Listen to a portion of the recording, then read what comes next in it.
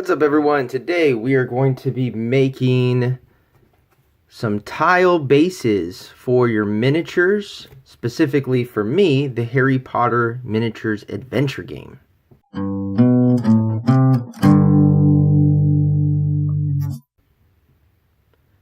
Alright, so I've got this all set up, so I'm going to be able to do this in one quick stream. This is going to be a pretty quick video, and this method, I don't know where it originated from, but the first place that I saw it was Ian, I think it's Aitkins, might be how you say his name. I have it linked in the video description below his channel. You can check him out. He does a lot of Knights models, painting videos. He's actually quite superb at the paint schemes that he chooses and really making things look realistic. But today I'm going to show you how to make a sandstone looking tile base and a really dirty marble looking base. Now, these are not going to win you any kind of painting competitions. They aren't technically like the greatest bases of all time. That's not the point of these. These bases are really meant to just invoke a look of being standing on tile. So let's see how we get them done. All right. Well, we start with a Knight Models base. Looks just like this. And so the Knight Models base has, oh my god, I can't pick it up off this paper. So the Knight Models base has this slit right in the center of it for where the model will slot into that, and then you glue them into there. However, I cut that off and pin my models. As you can see on the bottom of this model here, all this super glue right there is holding into a pin for this Death Eater to stand on. First things first, what you need to do is you flip this over and you have to cover up this slot to make sure that things don't fall through the back. So all I'm using here is just a little bit of tape. You could use whatever tape you want. I just have some painter's tape here because it's really easy to remove, but you could use Scotch tape, you could use duct tape, it doesn't matter. I mean, the better the tape, the harder it is to remove. And this is only temporary. It's just to make sure that the filling doesn't fall through this gap all over the place. So now that that gap is filled, you're going to take your wood filler.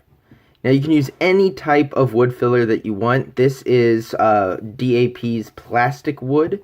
I find this one to dry incredibly quick. It dries very, very hard.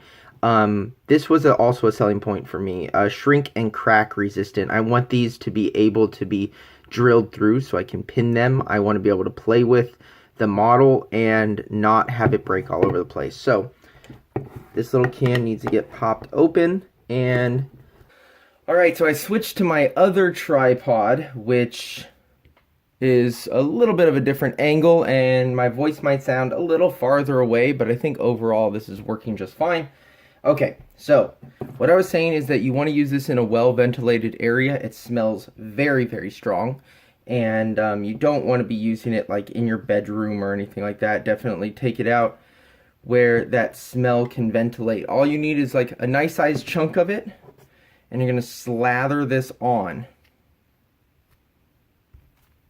It does not have to be perfect because you'll see in the next step it's going to come out perfect. So you just want to make sure that you have a nice amount of it on. Wipe away any of your excess. And I have down here some parchment paper. This is just regular parchment paper. Wax paper would probably work just as well. And you take this and you press it down. You'll see it all squish out on the sides like that. That's fine. Totally fine. That's what you want. So let me put this away. And here's one that I have already done. Now, this one I have not pulled up. This is just what happens after it dries. So this one is stuck to the paper. This one moves around. Once it can move around on its own like this, you're ready to go. You flip it up, and it's going to have all the little pots and pieces and imperfections that natural stone has. Now, sometimes you get one like this that has a ton of imperfections on it.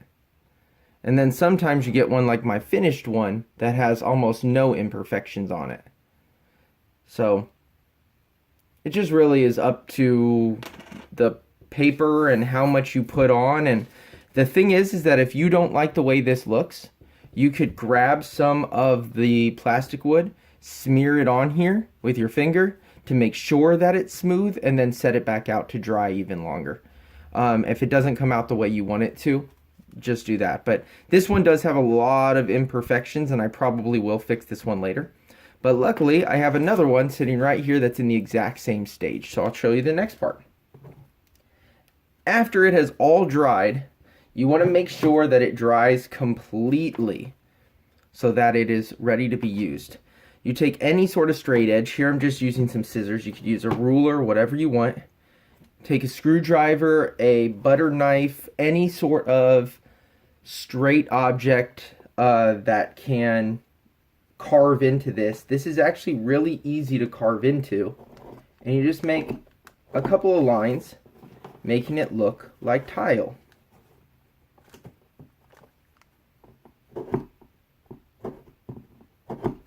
What you want to make sure of is that you do not run parallel in this section right here.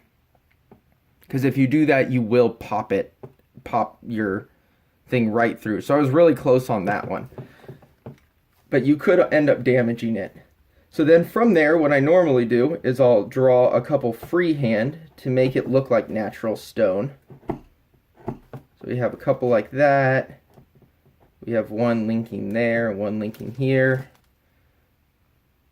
So we've got our lines there. You want to make sure that they're deep enough that they can clearly be made out, but not so deep that they are like taking gouges and chunks out. Then you can add a couple little surface scratches to make it look like natural stone. Just a couple little surface scratches there. And that's it.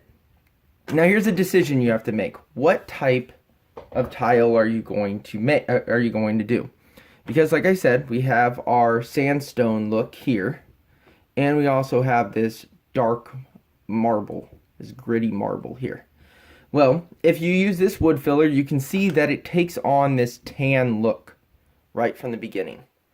So if you have this tan look, then you can easily make the sandstone, but it's a little harder to make the dirty marble look because you need to start with a lighter color.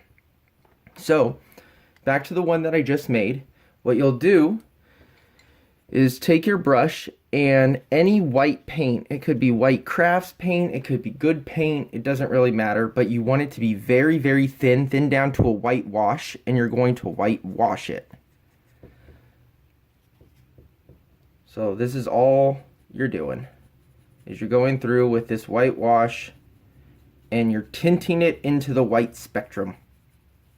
Now this is going to need to dry for as long as you can give it to make it very, very dry. So I would say at least 20 minutes. The wood filler takes about 20 minutes to dry. Give this about 20 minutes. So you could be done with your whole entire game's worth of bases in an hour if you do it this way. So what you're left with, now that it's dry, you have one of each. This is a good way to say this is Hogwarts team, this one is Death Eater's team, or whatever. But it gives you some nice variance. Alright, so now you have to decide, after you've decided what color you want these bases to be, you then pick your wash. So if you're doing a sandstone, I find that Citadel Seraphim Sepia works really, really well. Nuln Oil is the right wash for the dirty marble here.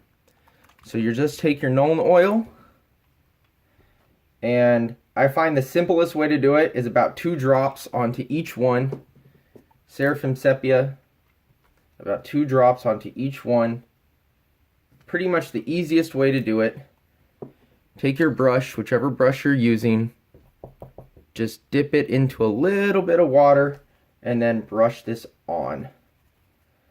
This is the quickest, dirtiest way to do this. It